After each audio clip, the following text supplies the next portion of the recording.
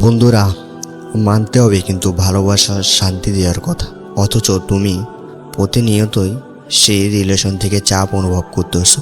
যদি প্রতিদিনের তর্ক, কান্না, ভুল বোঝাবুঝি এসব নিয়ে পড়ে থাকো, তাহলে বুঝে নিও সম্পর্কটা আসলে সুস্থ নয়।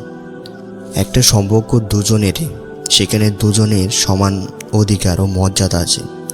যদি তুমি সব সময় তুমি মানাও, তুমি ফিরে আসো, তুমি ক্ষমা চাও, আর সে কোনো কিছুই করে না, তবে এটা ভালোবাসা না, এটা ওর অভ্যাসে পরিণত হয়ে গেছে।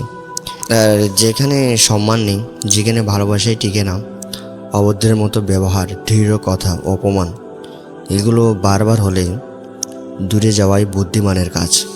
আর বিশ্বাস ভঙ্গ হলে একবার ঠিক হয়, দুইবার হয়, কিন্তু বারবার হলে সম্পর্ক ভেঙে যায়।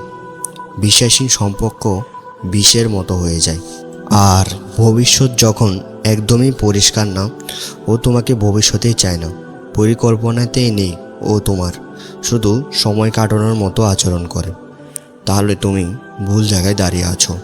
আর যখন ভালোবাসা বাঁচাতে গিয়ে নিজের স্বপ্ন, নিজের শান্তি, নিজের মূল্য সব হারিয়ে যাচ্ছে সম্পর্ক বাঁচাতে গিয়ে, তাহলে সেটা ভালোবাসা না। আর তাই তোমাকে যখন বারবার কষ্ট দেওয়া হয়, ভালোবাসা কষ্ট দেয় না, মানুষ দেয়। আর যে মানুষ ইচ্ছা করে তোমাকে কষ্ট দেয়, সে তোমাকে কখনোই ভালোবাসে না।